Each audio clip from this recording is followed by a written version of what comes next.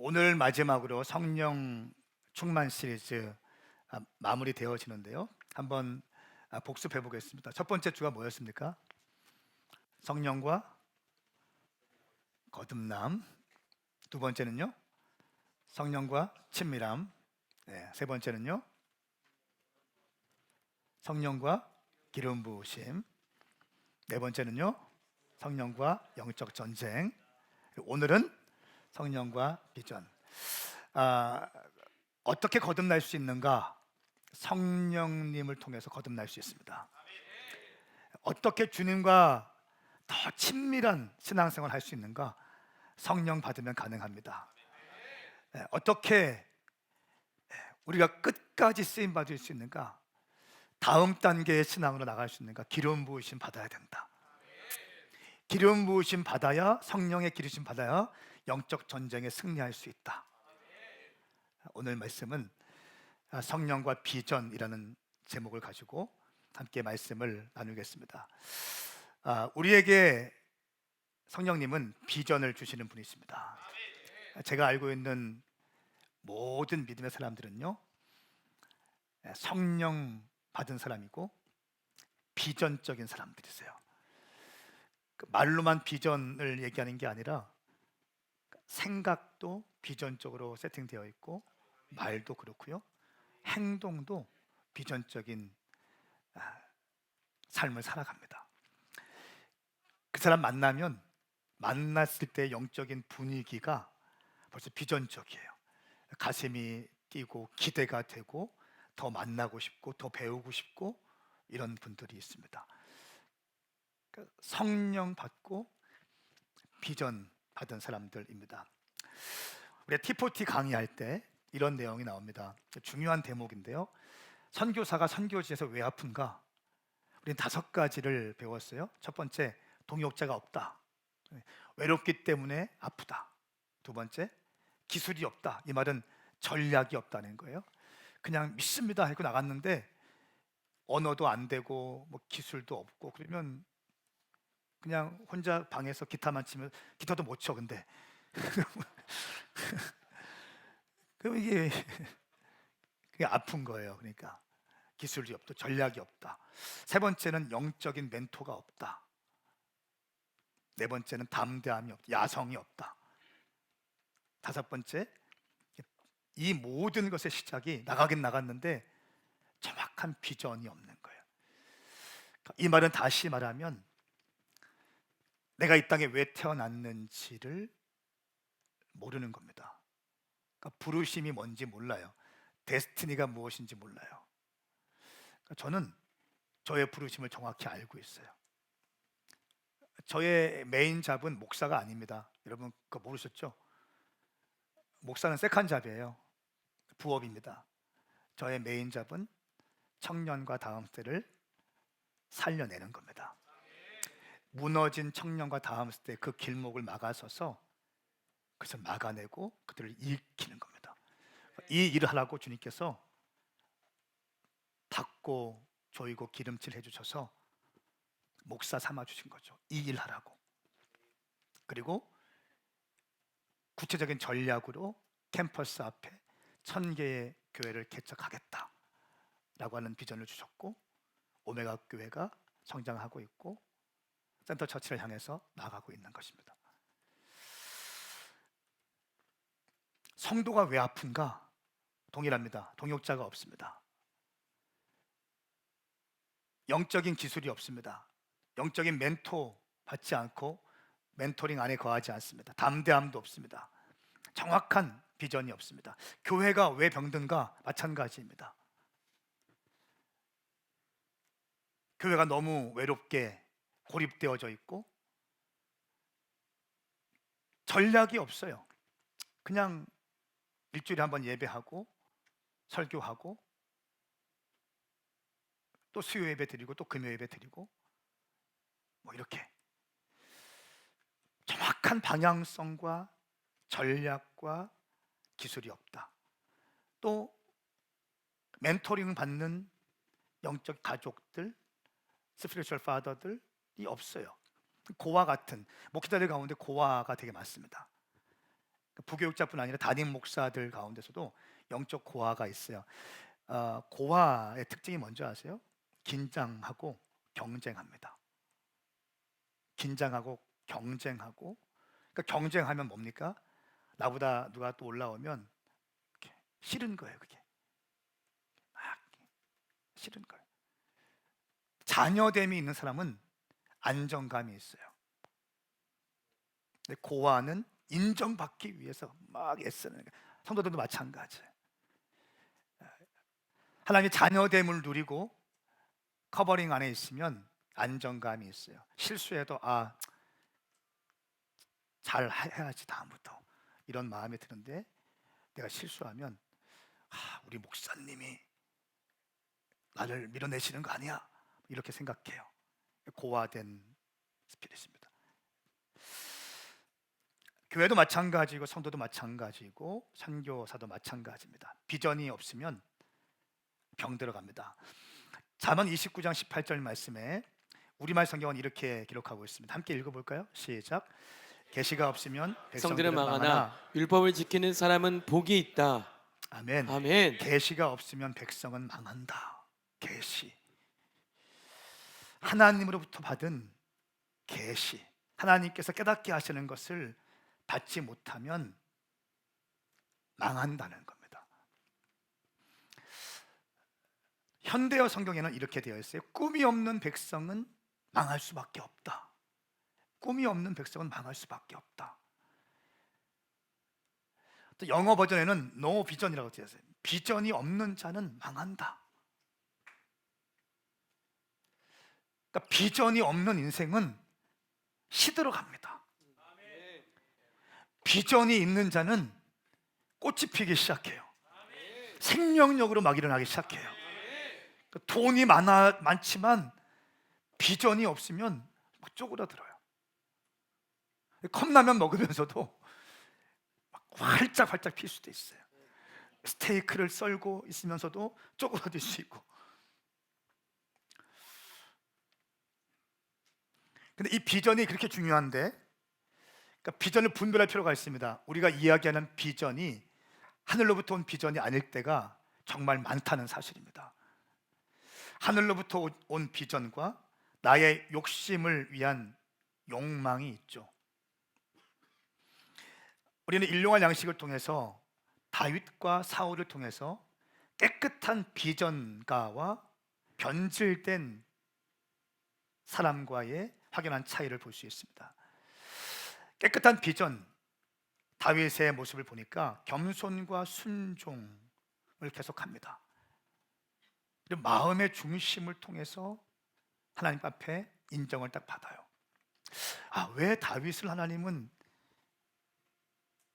그렇게 편애하실까?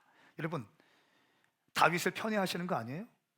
제가 성경을 아무리 봐도 하나님은 다윗을 편애하세요. 밧세바를 범한 거 이게 보통 일입니까? 편애하세요. 근데 왜 하나님은 다윗에 대해서 이렇게 애착하실까요? 아모스 9장 말씀에 다윗의 무너진 장막을 회복시킬 것이다, 이렇게 말씀하시죠. 모세의 성막을 회복할 것이다, 솔로몬의 의리의리한 성전을 회복할 것이다, 이런 말씀 없습니다.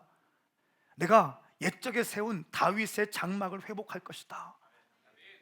왜 다윗의 장막입니까? 성전의 오리지널은 모세의 성막 아닙니까? 하나님께서 장과 광과 고 모든 기물까지를 직접 말씀하셔서 계시를 직접 받고 세팅한 게 모세의 성막 아니에요? 가장 화려하고 아름다운 거는 솔로몬 성전 아닙니까? 어마어마한 비용이 들어갔습니다. 근데 왜 하나님은 오리지널 모세의 성막이 아니라 솔로몬 성전이 아니라 왜 다윗의 장막에 대해서 그렇게 집착하실까요? 다윗의 장막에는요, 다윗과 하나님이 올려드렸던 진한 로맨스가 있기 때문에 그런 거예요. 깊은 사랑의 추억이 있기 때문에 그런 것입니다. 하나님은 그때 그 다윗과 주님 안에서 교제했고 예배했던 그 친밀한 은밀한 정원에서의 주님과의 로맨스, 다윗과의 로맨스를 하나님은 잊지 못하시는 거예요. 마지막 때 다윗의 장막이 회복되어지면 내가 부흥을 줄 것이다 말씀하셨어요. 그 예배가 풀어져야 부흥이 오는 것입니다. 저는 우리 교회 가운데 그 예배가 풀어지길 축복합니다. 그 다윗이 아무것도 없던 시절에 주님께 원띵하면서 드렸던 그 다윗의 심령을 올려드렸던 다윗의 예배 말이죠. 임시 천막에 세웠던 다윗의 장막, 화려하지 않았습니다. 웅장하지 않았습니다. 그러나 진심이 있었고 온 마음을 주님께 드렸던 다윗의 장막, 깨끗한 비전이 있었어요. 다윗은 깨끗했어요. 꼬이지 않았습니다. 마음의 중심 정확했습니다. 여러분, 겸손과 순종은요, 마음의 중심을 강화시킵니다. 할렐루야. 하나님은 마음의 중심을 보시는데, 마음의 중심이 강화되기 위해서는 겸손과 순종을 장착해야 마음의 중심이 강화되는 것입니다. 할렐루야. 잃어버린 법궤를 모셔오고 왕궁을 세운 다음에 나는 백향목 집에서 이렇게 좋은 집에 사는데 하나님의 법궤는 임시 천막에 있구나 하면서 성전 건축을 준비했던 그 마음들, 법궤가 들어올 때 베옷을 입고 여호와 앞에서 온 힘을 다해서 춤을 추었던 왕이었지만 바지가 내려올 정도로 춤을 추었던 하나님만을 향한 진실된 예배자 다윗.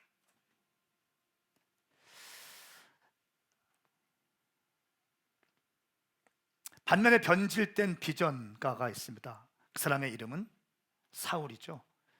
처음에는 아주 겸손했습니다. 외모가 너무 좋았습니다. 잘생겼습니다. 사람들의 인정을 받았습니다. 겸손했습니다. 온유했습니다. 가정적인 사람이었습니다. 그런데 딱 2년이 지나면서 교만해지기 시작했습니다. 전쟁도 자기 마음대로 일으키고, 지난주 했던 얘기지만 전쟁도 자기 마음대로 일으키고요, 번제도 자기 마음대로 드리기 시작합니다. 하나님께서 정하신 경계를 왕이 되었기 때문에 자유롭게 넘나들면서 하나님의 경계를 붕괴시킵니다. 그 결과 지난주 사무엘상 22장 말씀 보니까 노베 제사장들 85명을 도획을 시켜서 죽여버립니다. 그러니까 주의 종들 85명을 한 방에 죽이는 이 만행까지 사울이 저지르게 됩니다.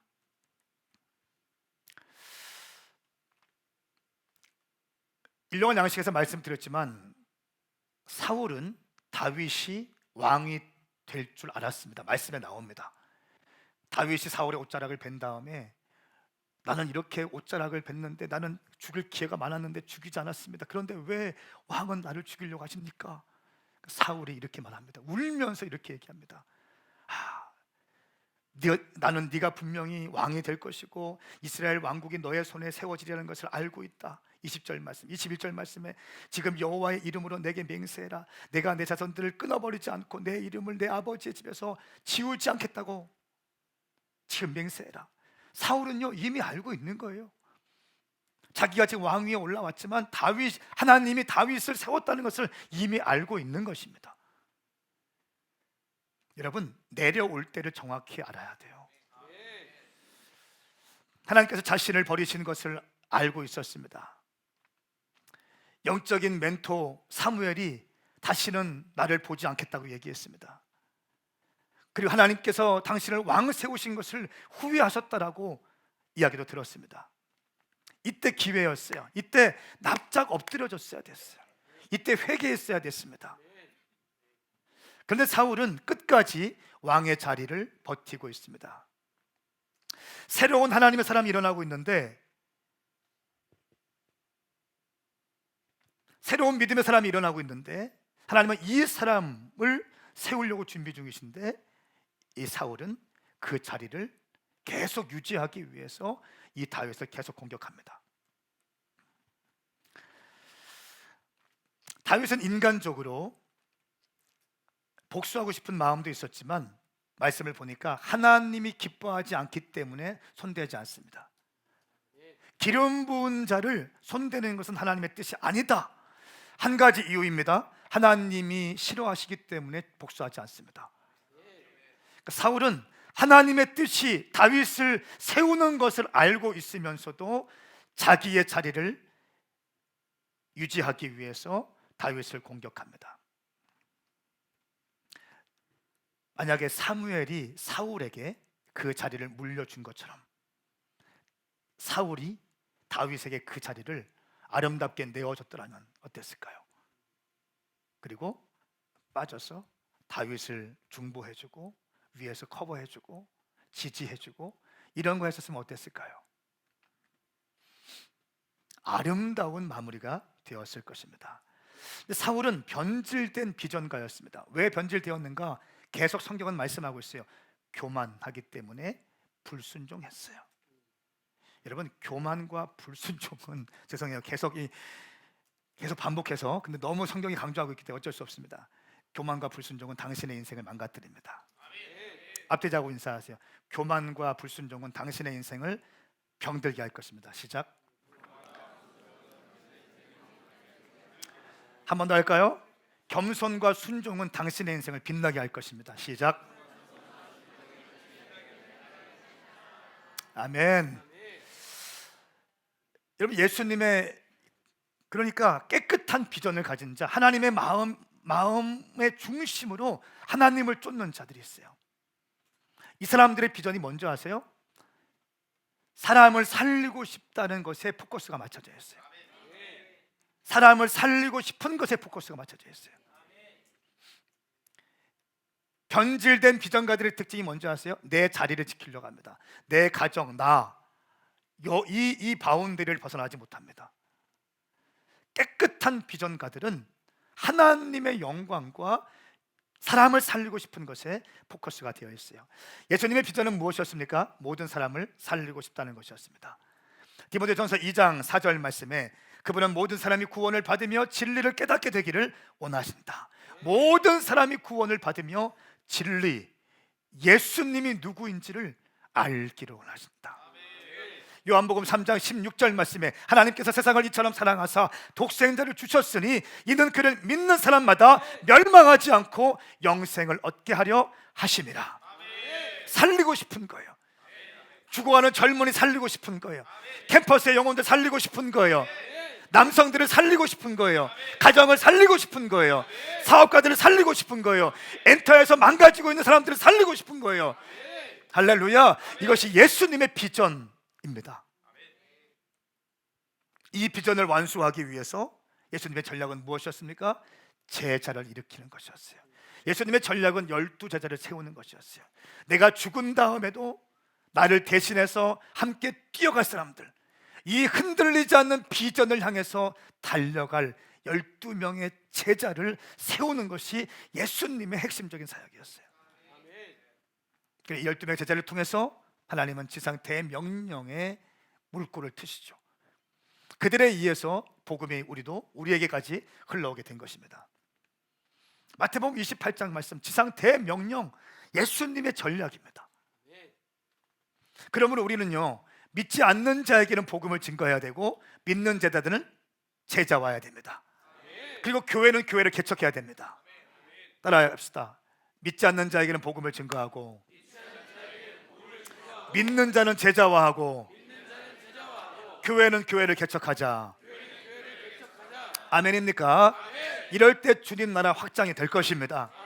그냥 교인으로 있으면 확장이 안 됩니다. 확장이 안 되는 거예요. 내가 제자가 되어야 하나님 나라가 확장이 되는 것입니다.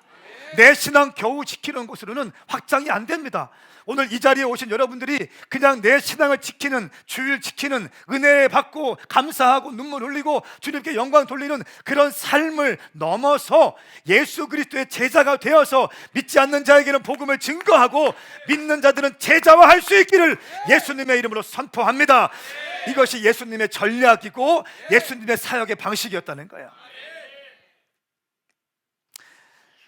우리가 비전의 사람으로 태어나기 위한 세 가지 과정과 세 가지 연단이 있습니다. 다윗의 말씀을 보니까 첫 번째는 어떤 사람이 하나님의 비전을 받은 자로 쓰임받을 수 있는가? 첫 번째, 마음의 중심이 하나님을 향해야 됩니다. 이거 안 되면 세웠다가도 버림받습니다. 사울의 케이스를 보십시오. 자, 말씀 갑니다. 사무엘상 16장 7절 말씀 함께 읽겠습니다. 시작. 그러나 여호와께서 사무엘에게 말씀하셨습니다. 겉모습이나 키를 보지 마라. 나는 그를 이미 버렸다. 내가 보는 것은 사람이 보는 것과 다르다. 사람은 겉모습을 보지만 여호와는 마음의 중심을 보신다. 아멘. 아멘. 마음의 중심을 보신다. 사람은 겉모습을 보지만, 외모를 보지만, 스펙을 보지만, 하나님은 마음의 중심을 보신다. 여러분, 우리 마음의 중심만큼은 흐트러지지 않기로 결정하십시다.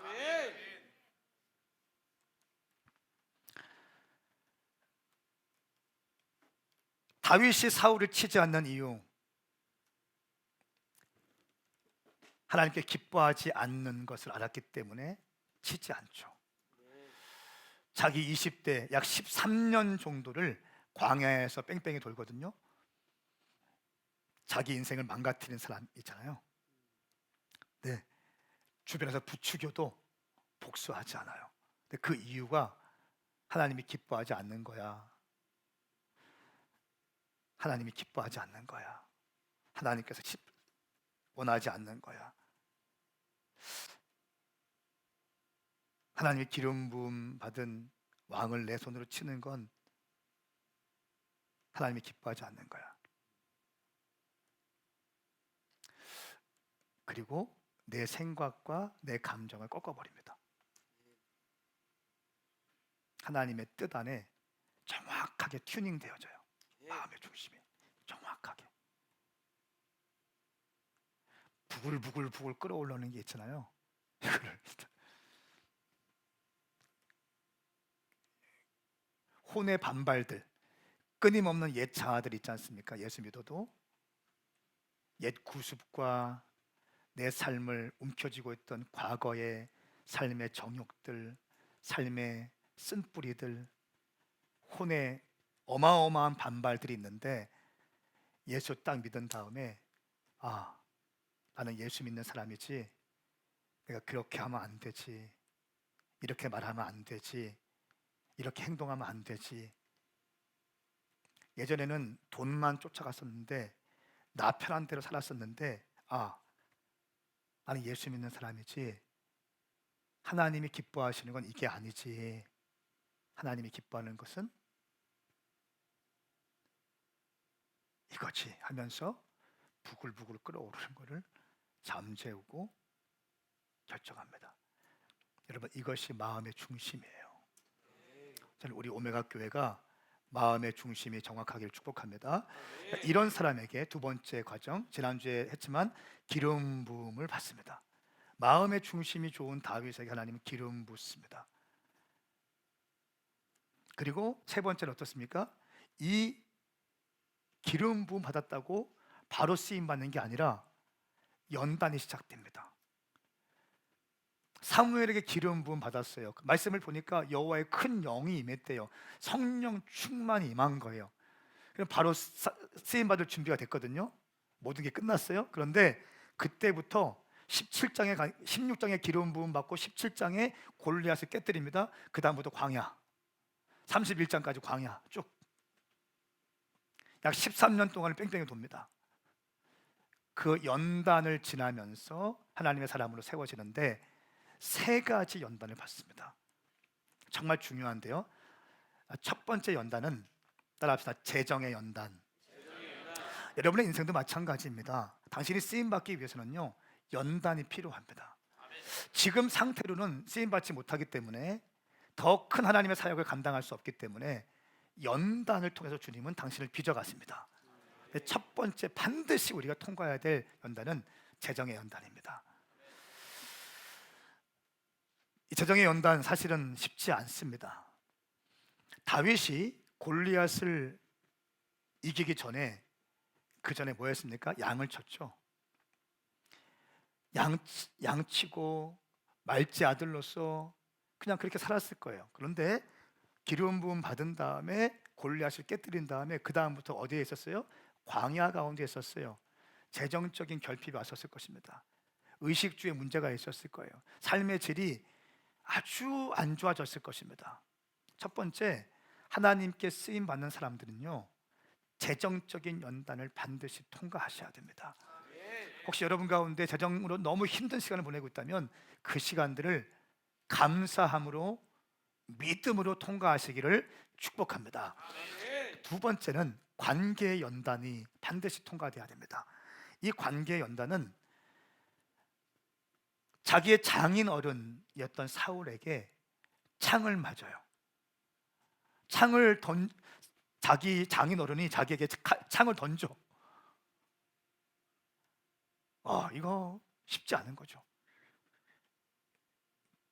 3,000명씩 군대를 데리고 나를 죽이려고 해. 관계 연단, 끊임없이 연단 가운데서 막 굴러갑니다. 빚어지게 되는 겁니다.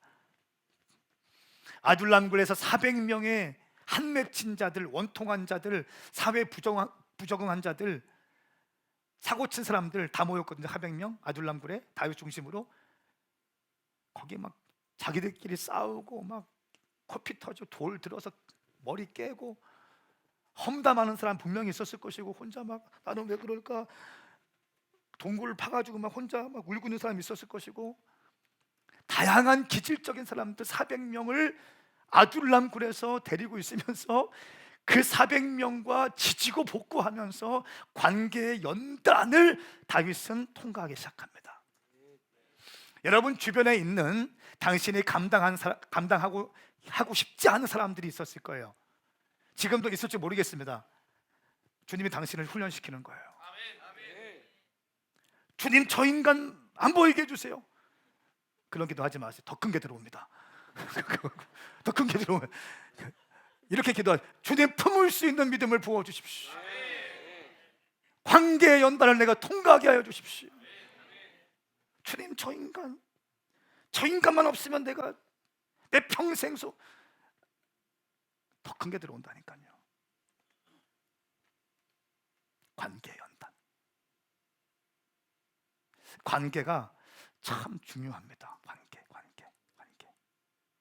관계는 성숙의 지표입니다. 관계를 잘 하십시오. 제가 청년들에게 늘 하는 말이 있는데, 사귈 때 잘 사겨라. 헤어질 때도 멋지게 헤어져라. 사귈 때도 잘 멋지게 사귀고 헤어질 때도 아름답게 헤어져. 원수 맺지 마라. 절대로. 선물 준 거 다 갖고 와, 이런 것 좀 제발 하지 마라. 백 가져와, 백 갖고 와, 제발 이런 것 좀 하지 마. 아름답게 보내줘. 세 번째 연단은 비전의 연단입니다. 주권적인 기름 부으심을 받았음에도 불구하고 계속적인 광야의 시간을 통과합니다. 다윗은요, 한 번도 내가 먼저 하나님 나 왕되게 해주십시오 기도한 적이 없습니다. 내가 이스라엘 왕되게 해주십시오 이렇게 기도한 적이 성경에 단 한 번도 안 나옵니다. 그저 아버지가 주는 도시락 심부름 했을 뿐이고, 가서 보니까 골리앗이 40일 동안 이스라엘 백성 능욕하고 있었을 것이고, 그 안에 거룩한 의분이 일어나서 골리앗을 상대했을 뿐이고, 사람들이 천천만만 막 이렇게 하면서 공격받았고, 그냥 그렇게 하면서 다윗의 인생이 굴러가기 시작한 거예요. 비전의 연단, 기름 부으심 받았음에도 불구하고, 기름 부으심 받으면 바로 왕이 돼야 되고 사람들이 존경해야 되고 권위가 있어야 되는데, 웬걸요 그때부터 진짜 연단이 시작되어지는 거예요. 비전의 연단. 여러분의 인생 가운데 하나님께서 응답받고, 기도할 때 주님이 응답받고 주께서 말씀하시고 또 사인을 주시고 비전을 분명히 받은 사람이 있습니까? 그 연단을 통과하셔야 한다는 것입니다. 그 연단을 잘 통과하십시오. 주님을 신뢰하십시오. 하나님이 당신을 빚어가고 있는 시간입니다. 아름다운 보석으로 빚어가고 있는 시간이 연단입니다. 광야는 그래서 하나님의 광야 학교라고 하죠. 학교.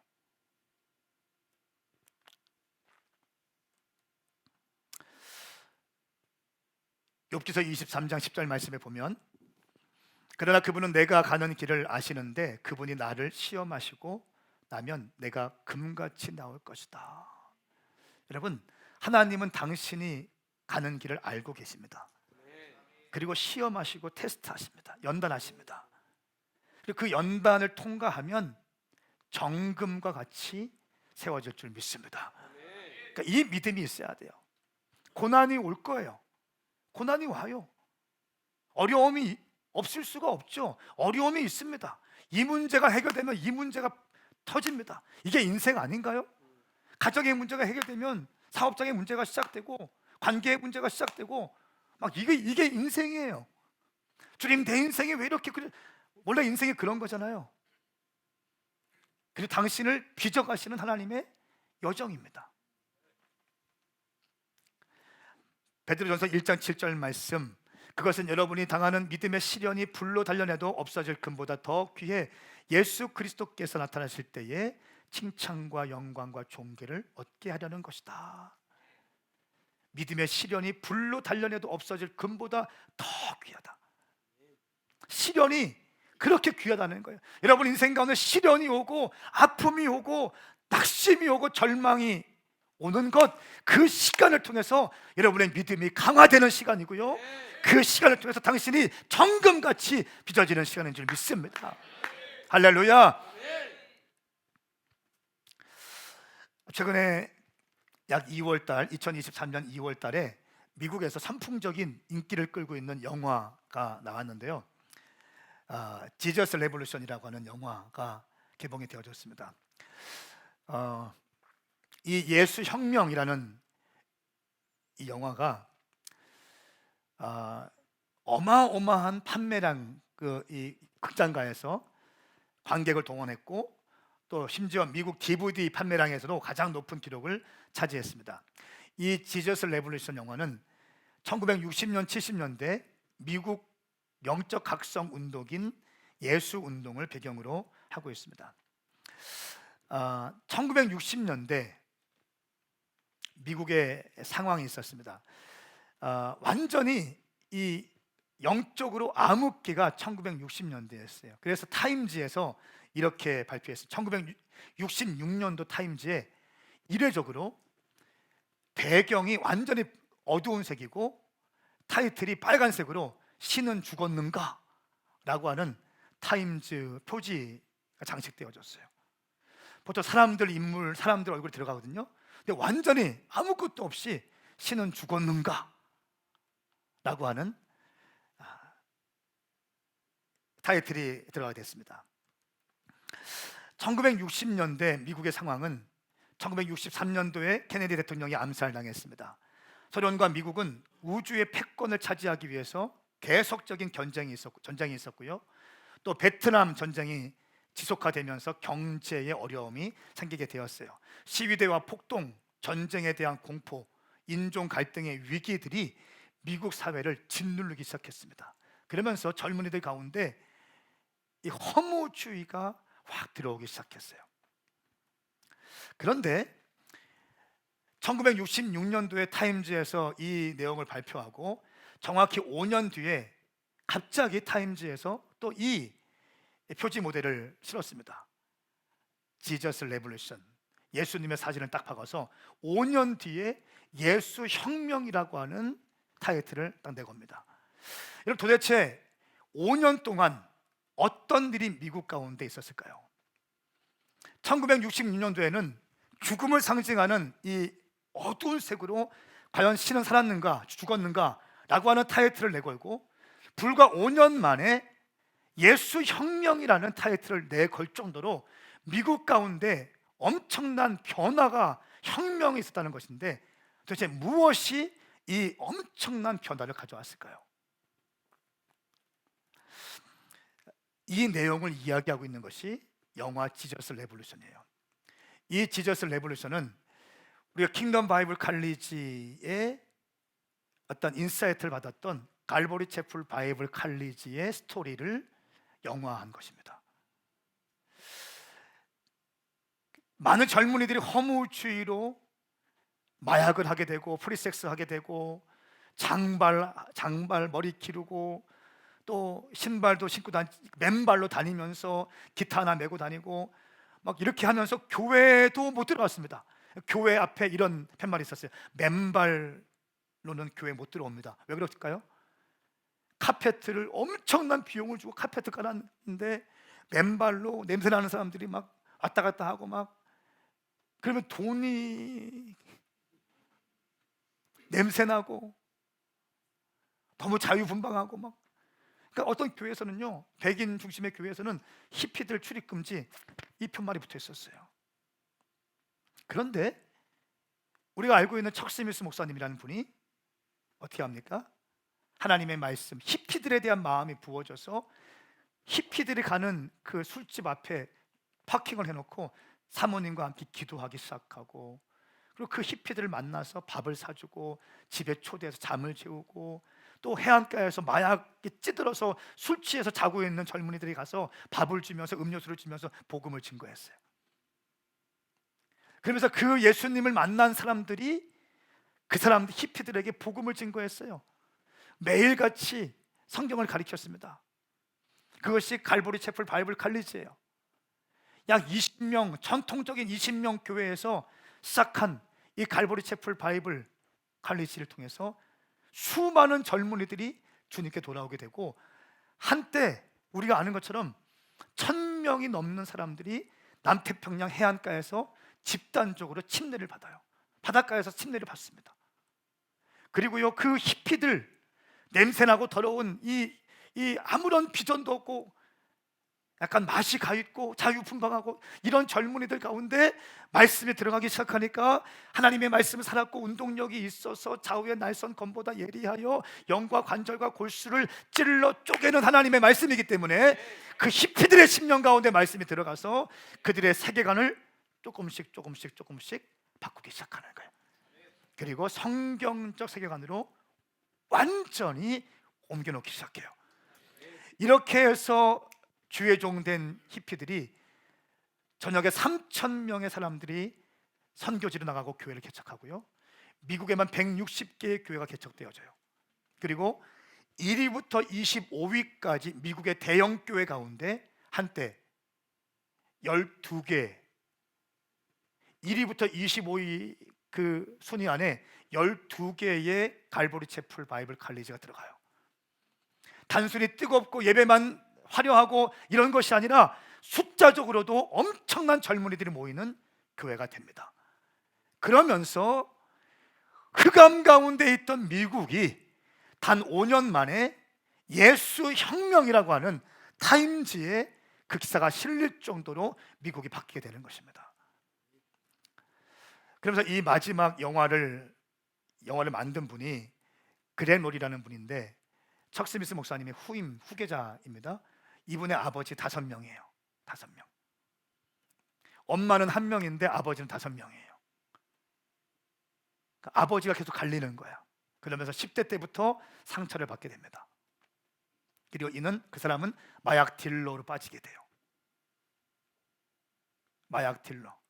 그런데 척 스미스 목사님 통해서 복음을 받게 되고, 복음을 받은 이 그렉 롤이 목사, 이 젊은이가 목사가 되고 교회를 개척하는데, 이 교회가 하베스트 처치가 돼요. 미국의 대형 교회 가운데 큰 교회가 되고, 빌리 그리암 목사님의 후계자 같은 큰 크루세이드 집회를 해요. 에인절스 스테디움에서 집회를 한 4만 명이 모여요. 매년 집회를 해요. 갔다 왔어요. 코로나 때 다 저희 팀은 마스크 쓰는데 한 명도 마스크를 안 쓰고 있더라고요.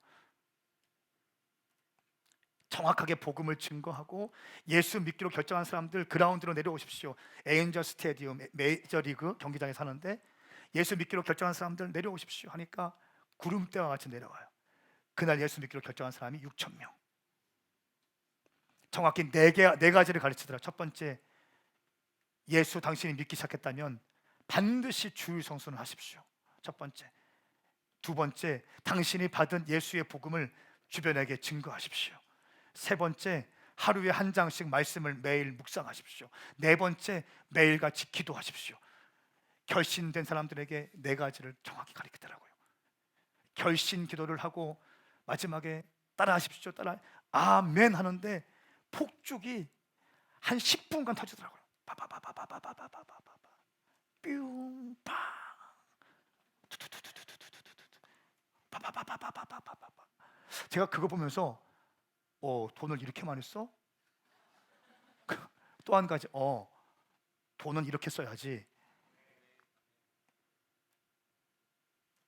기가 막히더라, 기가 막히더라.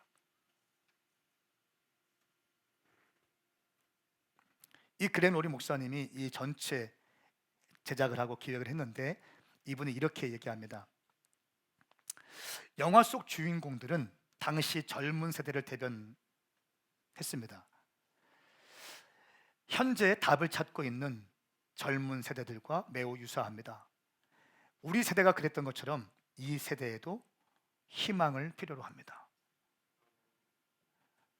제가 지금 이 미국에서 엄청난 인기를 얻고 있거든요. 한국에 지금 뭐가 온다는 소식이 없는 거예요. 직접 연락해서 우리가 번역하겠습니다. 좀 이렇게 합시다. 막 이런 얘기도 해보고. 아마 곧 이제 한국 내려올 것 같아요. 내려오면 교회가 단체로 가서 극장에 가서 보고 했으면 좋겠어요. 킹덤 바이블 칼리지가 어떻게 시작됐는가? 이 갈보리 채플 바이블 칼리지의 역사를 보고 시작되어졌습니다. 여러분, 예수 혁명, 아무것도 인생의 허무함으로 인생을 포기했던, 시간 가는 대로 살았던 그 젊은이들이 예수 그리스도께 완전히 헌신되어지게 되고 비전가로 부어진, 성장하게 된 계기가 무엇입니까? 말씀과 성령입니다. 할렐루야. 성령이 임하시면 이렇게 비전적인 인생을 살 수 있게 되는 것입니다. 성령 충만하게 되면 열정적인 비전 메이커가 됩니다. 비전 메이커들이 부르는 노래는 따로 있습니다. 그것은 부흥입니다. 성령이 임하면 비전이 부어지고 비전가들은 부흥을 보게 됩니다. 성령이 임하면 비전이 부어지고 비전이 있는 자에게 부흥을 보게 됩니다. 할렐루야. 성령 받은 자에게 비전이 부어져요. 비전 받은 자의 언어는 다르고 생각이 다르고 행동이 다릅니다. 가치관이 다릅니다. 이 비전가들, 꿈을 꾸는 자들에 의해서 하나님은 부흥을 주시고 그 부흥을 통해서 수많은 사람들을 살려내시는 거죠. 하박국 3장 2절 말씀에 오 하나님이여 나는 주의 생명을 주의 명성을 듣고 두려웠습니다. 오 여호와여 주께서 하신 일을 이 시대에 다시 새롭게 하셔서 이 시대에 알려지게 하소서. 진노 가운데서도 자비를 기억하소서. 개역개정 말씀에 여호와여 주는 주의 일을 이 수년 내에 부흥하게 하소서. 이 수년 내에 나타내시옵소서. 진노 중이라도 긍휼을 잊지 마시옵소서. 여러분, 성경 말씀에 부흥이라는 단어가 단 한 군데 등장하는데 하박국에 등장합니다. 하박국 3장 2절 말씀에만 등장합니다. 주의 일을 수년 내에 부흥하게 하시옵소서. 나타내시옵소서.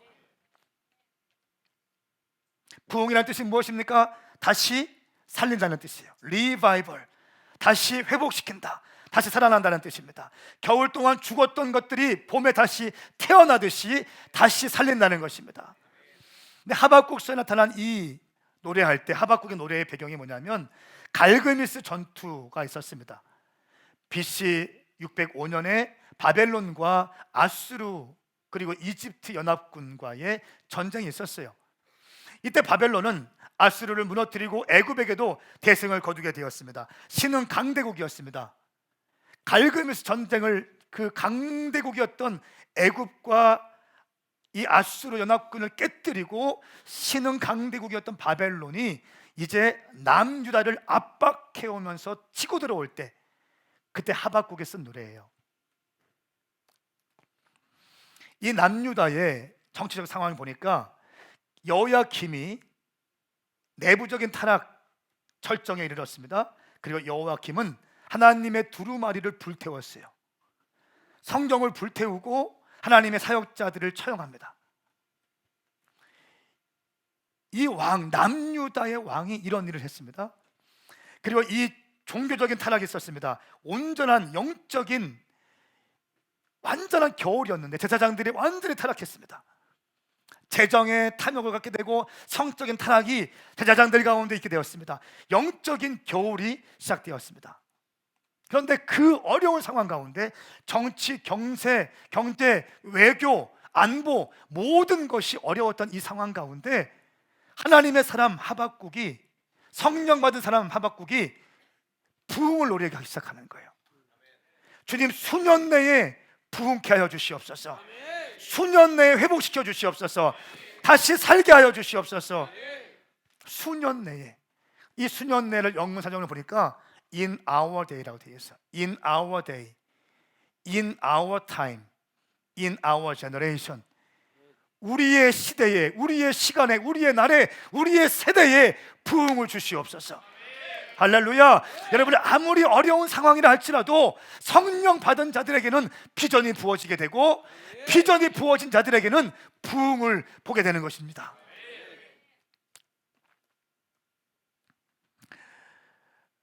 저는 말씀을 마무리하면서 이번 2023년 오메가 부흥 축제, 이제 두 번째 특별 부흥성회를 앞두고 있죠. 이 주성민 목사님에 대해서 좀 소개를 하겠습니다. 이번 부흥성회의 주제는 지금도 일하시는 하나님이라는 주제입니다. 하나님은 지금도 일하신다라고 하는 것입니다. 이 주성민 목사님은 목회자 가정에 태어났습니다. 충주에서 충주 방주교회라는 교회에 아버지 어머니 목회하셨는데 어머니께서 백혈병으로 돌아가십니다. 10대 때예요. 그리고 그 다음에 아버지는 위암으로 돌아가십니다. 그러면서 20대부터 약 10년 동안 독서실 총무, 또 노가다 이런 일을 하면서 신학을 준비하는데 신학대학교에 10번 떨어져요.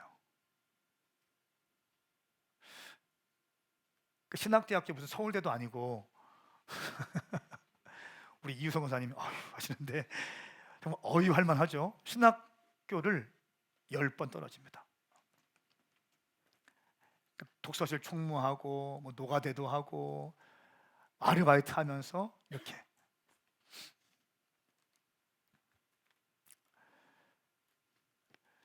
너무 힘들어서 죽으려고 농약병 하나를 챙겨 들고 마지막에 오살리 기도원에서 한번 예배나 드리고 죽어야겠다 하고 농약병을 챙겨서 갔대요. 그런데 그때 강사님이 금난교회 김홍도 목사님이었대요. 금난교회 감리교 김홍도 목사님이 강사님이셨는데 이분이 설교 시간에 이렇게 설교하더래요. 여러분, 자살하면 지옥 갑니다. 자살하면 지옥 갑니다.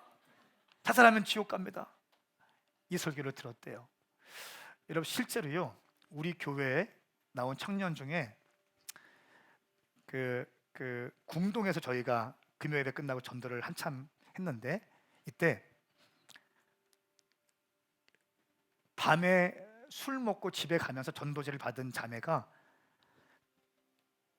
집에 가보니까 또 전도지가 있는 거예요. 우리 교회 전도지가 자기 책상에. 그리고 받았어요. 그러니까 뭔가 좀 뜻인 것 같아가지고 옛날 다니던 사람인데 안 다녔대요.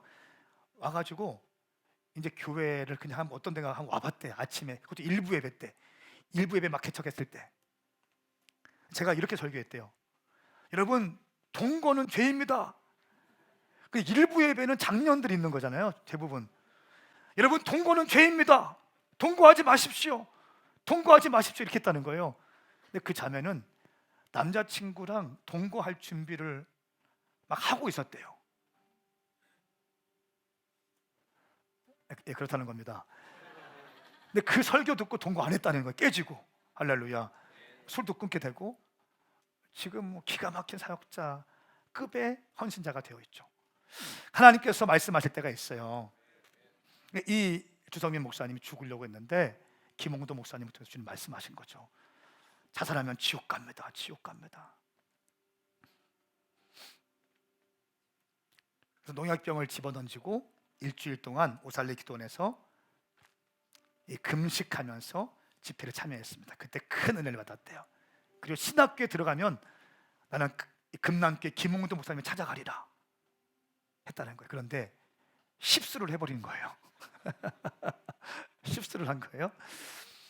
그리고 십수 끝에 신학교에 들어가서 입학을 하게 되었습니다. 그리고 김홍도 감독님을 찾아갔고 6년 동안 거기에서 김홍도 목사님 만났는데 금식하고 만나기 너무 힘드니까 10,000명 넘는 교회니까 만나기 힘들잖아요. 그러니까 다 안 만나주게 하는 거예요. 다 잘라낸 거예요. 밑에서 장로님들 다 잘라낸 거예요. 그 사모님이랑 금식했대요. 금식하고 또 금식하고 이제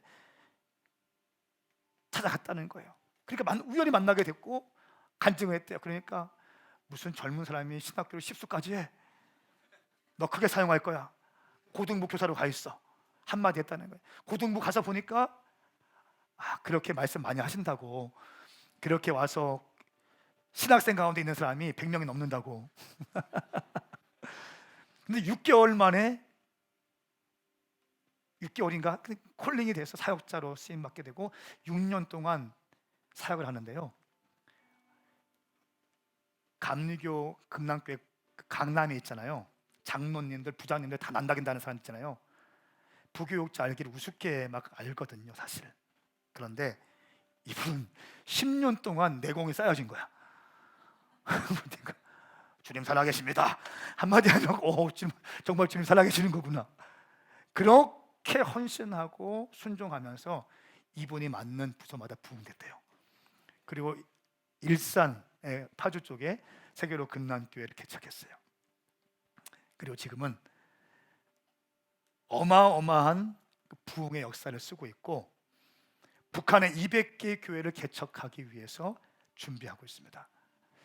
여러분, 인간적인 눈으로 볼 때에는 목사님인데 백혈병으로 돌아가시고 위암으로 어머니 돌아가시고 20대에 독서실 총무하면서 노가다하면서 아르바이트하면서 신학교 십수할 동안 제일 비참한 것이 뭐냐면 진짜 죽고 싶으니까 한 번도 놀라운 것이 뭐냐면 10년 동안 그 어려운 시간이지만 한 번도 불평한 적이 없었대요. 죽으려고는 했지만 불평을 안 했대. 근데 진짜 힘들 때가 언제였냐면 본인이 초등학교 교사였는데 초등학교 학생이 자기보다 먼저 신학교에 가서 사역을 하고 있더란 거예요. 그때는 정말 죽고 싶었더래. 그런데 그 광야의 시간들을 다 통과하면서 교회를 개척했는데 어마어마하게 보통 평균이 100명, 70명씩 새 가족이 온다고 시작하는 거예요. 저희보다 10년 전에 교회 개척했더라고요. 지금 거의 10,000명 성도를 얘기하고 있더라고요. 놀라워요. 그러면서 이분이 하시는 말씀이 지금도 하나님은 살아계신다는 거예요. 할렐루야. 여러분, 성령 받으면 우리도 쓰임 받을 수 있는 줄 믿습니다. 성령 받은 에반 로버츠가 1904년도에 웨일즈 대부흥을 일으켰습니다. 그 부흥이 1908년 평양 대부흥까지 연결되어졌죠. 성령 받은 김중곤 목사님이 1958년도에 CCC를 창설하고 청년 복음화 운동을 시작했고 1966년도에는 국가 조찬 기도회를 시작했습니다. 폐병으로 죽어가던 성령 받은 조용기 목사님이 1958년도에 여의도 순복음교회를 교회 개척했고 세계 최대 교회가 되었습니다. 20대 청년으로서 파도를 바라보면서 엄청난 환상을 보며 수많은 청년들이 하나님 나라 위해서 헌신대로 나가는 것을 환상 가운데 보고 YM을 창설했던 1960년에 YM을 창설했던 로렌 커닝햄 목사님을 통해서 전 세계에 135개국에 900여 지부를 세우고 16,000명의 풀타임 사역자들이 지금도 활동하고 있는 YM이 창설되어졌습니다. 유명한 건달이었던 이태희 목사님, 성령 받고 비전 받으니까 민족복음화 운동의 기수로 쓰임받고 있는 것입니다. 중학교밖에 나오지 못했지만 성령 받은 이영환 목사님이 기도회 운동을 일으키고 목회자를 깨우는 사역들을 일으켜내고 계신 것입니다. 처절하게 버림받은 고아였고 가난했고 거지였던 박순애 전사님이 살아계신 하나님을 경험하고 성령 받으니까 비전으로 불타오르게 되고 하나님의 메신저로 쓰임받게 되는 것입니다. 자랄 때 엄청난 상처를 통해서 할아버지 할머니에게 가족들이 상처받아서 나는 바보인 것처럼 느껴졌고 사람이 제일 두렵게 느껴졌던 임채종이라는 그 젊은 사람을 통해서 만방의 만개의 학교를 세우겠다는 비전이 어떻게 부어졌습니까? 성령 받게 되고 비전이 부어지게 되니까 일이 시작되어지게 되는 것이고 단 10년 만에 12개의 학교가 개척되어졌고 이미 160개의 학교를 세울 수 있는 대정의 모금이 끝났다는 거예요. 2050년까지 만방의 만개의 학교를 세우겠다. 10대까지 남녀 호랑경주를 믿었던 임채종, 성령 받으니까 비전이 부어지니까 가는 곳마다 사람들이 세워지게 되는 것입니다. 어머니 백혈병, 아버지 위암으로 돌아가시고 신학교 십수했고 그러나 불평하지 않고 성령 사모하고 성령 받은 주성민 목사님이 비전 갖고 꿈꾸고 달려가기 시작하니까 엄청난 역사들을 일으켜내고 있는 것입니다. Who is next? 다음은 누구입니까? He can do, she can do, why not me?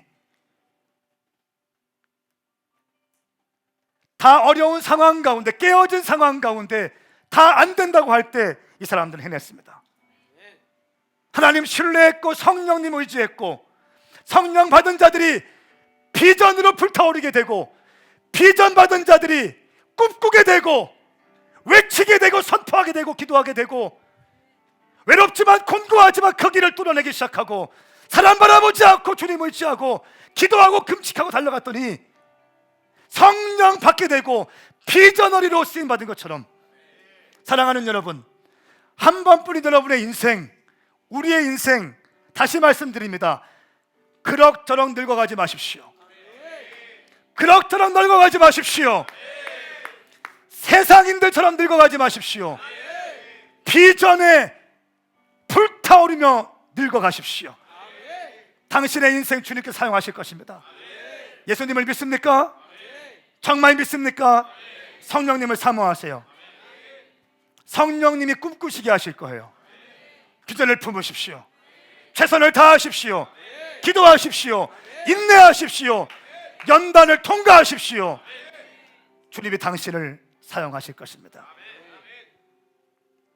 오늘부터 당신은 비전어리가 되어야 됩니다. 당신의 비전이 무엇입니까? 바로 나와야 돼요.